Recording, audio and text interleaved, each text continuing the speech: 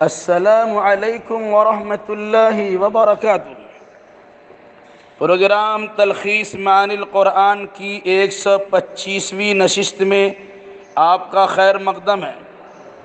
آج کی اس مجلس میں سورۃ الناس سورہ نمبر 114 کا خلاصہ پیش خدمت ہوگا۔ سورۃ الناس مکیہ، وجہ تسمیہ، اس سورہ میں لفظ ناس 5 بار آیا ہے، جس کے معنی ہوتے ہیں لوگ اور انسان۔ اسی مناسبت سے اس سورہ کا نام سورۃ الناس رکھا گیا ہے۔ زمانہ نزول، یہ سورہ مکی ہے اور اس سورہ کا نزول سورۃ الفلق کے ساتھ ہی ہوا ہے، یعنی جب آپ صلی اللہ علیہ وسلم کے خلاف شیاطین انس و جن نے آپ صلی اللہ علیہ وسلم کی دعوت کو ناکام بنانے میں شدت کا پہلو اختیار کر لیا تو یہ دونوں صورتیں نازل کی گئی۔ مرکزی مضمون اس سورہ کا مرکزی مضمون جن اور انسان کی شرارتوں سے محفوظ رہنے کے لیے اللہ کی پناہ چاہنے کی تلقین و تعلیم ہے۔ تعداد آیات اس سورہ میں 6 آیتیں ہیں۔ آیت نمبر 1 سے 3 میں اللہ کی پناہ میں آنے کے لیے اللہ کی 3 صفات کمالیہ کا تذکرہ کیا گیا ہے۔ رب الناس، لوگوں کا رب، ملک الناس، لوگوں کا بادشاہ، الہ الناس، لوگوں کا معبود۔ ان صفات کا تذکرہ کر کے اللہ کی پناہ میں آنے کا مطلب یہ ہوا کہ میں اس ذات واحد کی پناہ میں اس ذات واحد کی پناہ چاہتا ہوں جو رب، بادشاہ اور معبود ہونے کی حیثیت سے کامل اقتدار کا مالک اور بندوں کی محافظت پر مکمل قادر اور قدرت رکھنے والا ہے۔ مشرک جاہل قوموں نے عموماً حق تعالیٰ کی انہی 3 صفات ربوبیت، مالکیت اور معبودیت میں دوسروں کو شریک ٹھہرا دیا ہے۔ قرآن نے یہاں تینوں صفات کو یکجا کر کے توحید کی جامع تعلیم دی ہے، توحید کی جامع تعلیم دی ہے۔ آیت نمبر 4 سے 6 میں ہمہ وقت انسان کو لاحق سب سے بڑا خطرہ شیطانی وسوسہ اندازی ہے۔ شیطانی وسوسہ اندازی سے پناہ مانگنے کی تاکید ہے، جس کے حملے کا اصل نشانہ انسان کا دل ہوتا ہے۔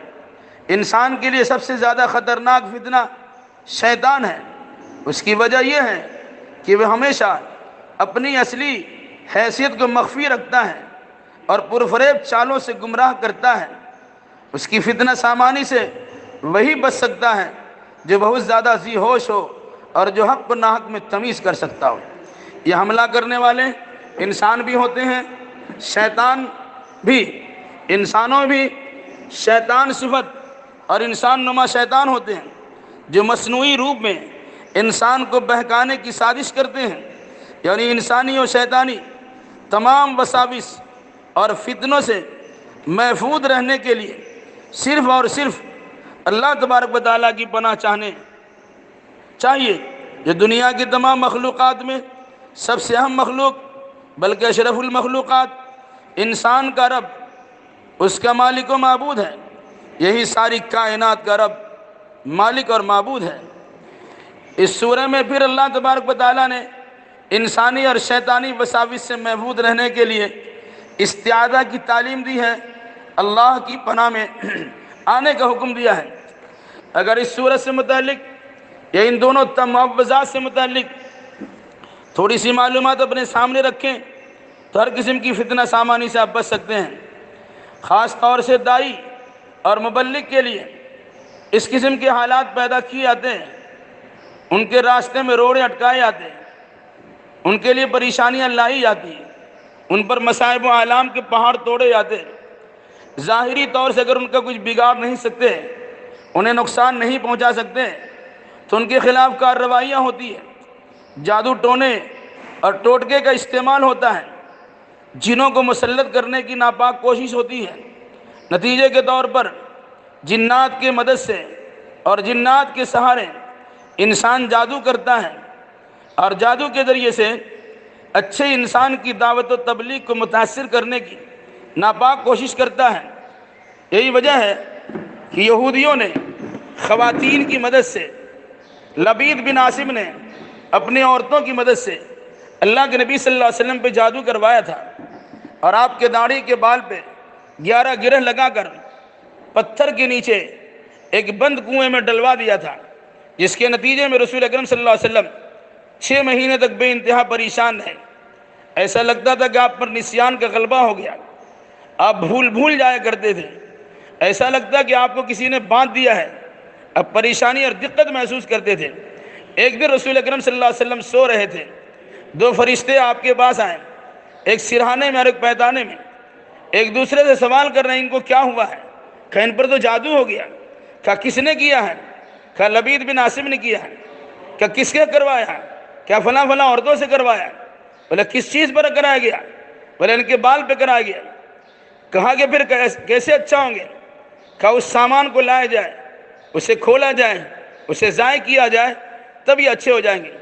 اللہ کے نبی صلی اللہ علیہ وسلم خواب سے بیدار ہوئے، صحابہ کرام کو حکم دیا کہ جاؤ فلاں جگہ پر فلاں کنواں کے اندر پتھر کے نیچے ایک پتلا بنا ہوا ہے، اسے اٹھا کے لاؤ۔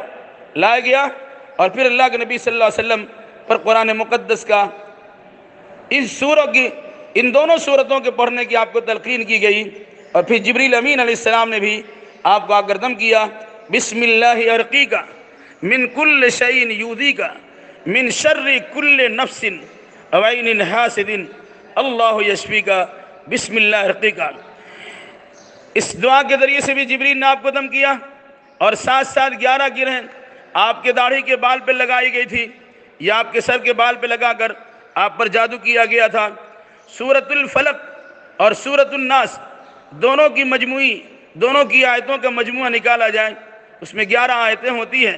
علماء نے لکھا ہے ایک آیت پڑھی جاتی اور ایک گرہ کھل جاتی، 11 آیتیں پڑھی گئی اور 11 گرہیں کھل گئی، آپ حشاش اور بشاش ہو گئے۔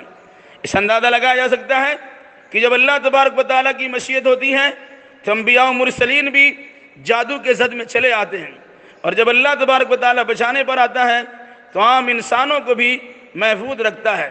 ان دونوں صورتوں نے در حقیقت اہل ایمان کو یہ دعوت دی ہے، تعلیم دی ہے کہ تم دنیا میں جتنا بڑا مقام حاصل کر لو، تمہیں اللہ تبارک و تعالیٰ کا ہی محتاج رہنا چاہیے۔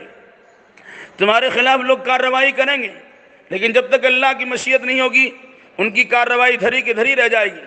لیکن اگر اللہ تبارک و تعالیٰ چاہے تعلیم کی خاطر کہ دنیا والوں کے سامنے یہ بات بتا دی جائے کہ انسان تو انسانی ہوتا ہے، مخلوق تو مخلوقی ہوتی ہے، وہ اللہ تبارک و تعالیٰ نہیں بن سکتا، وہ خالق نہیں بن سکتے، اس مناسبت سے رسول اکرم صلی اللہ علیہ وسلم پہ جادو ہونے دیا گیا، دنیا والوں کے سامنے اس کا منظر و نقشہ پیش کیا گیا، پھر اللہ کی جانب سے اس کی کاٹ کے لیے معوذتین کا نزول ہوا۔ سورۃ الفلق اور سورۃ الناس کو پہلے چونکہ نازل کر دیا گیا تھا، اس کے پڑھنے کی توجہ دلائی گئی۔ اس مناسبت سے حالات کی خرابی کی بنا پر آج بھی اگر کوئی انسان پریشانی سے دوچار ہو اور ایسے مسائل میں گھرا ہوا ہو، انہیں ادھر ادھر جانے کے بجائے اللہ تبارک و تعالیٰ کا سہارا چاہیے۔ ان دونوں صورتوں کو بطور خاص اپنی زندگی کے مشمولات میں شامل کر لے۔ یہی وجہ ہے کہ اس کے بعد سے رسول اکرم صلی اللہ علیہ وسلم نے ہر نماز کے بعد ان دونوں صورتوں کو پڑھنا لازم قرار دے دیا، اور خود پڑھا کرتے تھے اور امت کو اپنے پڑھنے کی تلقین بھی کی ہے۔